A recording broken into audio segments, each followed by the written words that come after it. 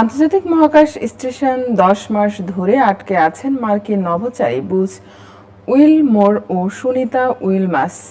দ্রুত একটি মিশন শেষ করে পৃথিবীতে ফেরার কথা থাকলেও মহাকাশযানের ত্রুটির কারণে আটকে যান তারা। অবশেষে সব সংখ্যা কেটেছে।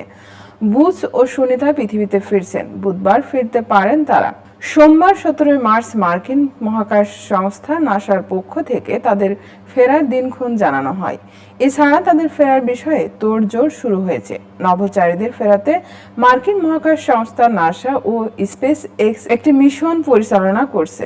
গত রবিবার মহাকাশ কেন্দ্রে পৌঁছেছে স্পেস এক্সের ক্রু ড্রাগন মহাকাশযান। এটিতে করেই তারা পৃথিবীর পথে রওনা দেবেন। সুনিতা ও বুজ দুজনেই মার্কিন মহাকাশ সংস্থা নাসার নভোচারী। তারা গত বছরের জুন থেকে আন্তর্জাতিক মহাকাশ কেন্দ্রে আছেন। বোয়িং এর স্টারলাইনার মহাকাশযানের ত্রুটির কারণে তারা মহাকাশ কেন্দ্রে আটকে পড়েন। মহাকাশযানটিকে খালি অবস্থায় ফিরিয়ে আনতে বাধ্য হয় নাসা।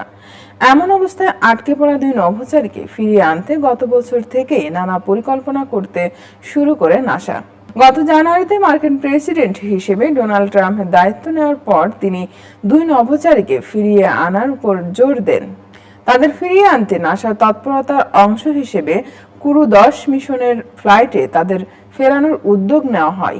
গত শুক্রবার গ্রিনচ মান সময় রাত 11:30 স্পেস এক্সের ক্রু ড্রাগন মহাকাশযানটি ফ্লোরিডায় নাসার কেনেডি মহাকাশ কেন্দ্র থেকে যাত্রা শুরু করে। এর 29 ঘন্টা পর গত রবিবার ভোর 4:04 দিকে একটি আন্তর্জাতিক মহাকাশ কেন্দ্রে পৌঁছায়। এই মিশনে রয়েছেন 4 নভোচারী। তারা হলেন আন ম্যাকক্লেইন, নিকোল আর্স, জাপানের মহাকাশ সংস্থার নভোচারী তাকুয়া ওনিশি ও রুশ নভোচারী কিরিল পেসকভ। এই 4 নভোচারী প্রায় 6 মাস মহাকাশ কেন্দ্রে অবস্থান করবেন।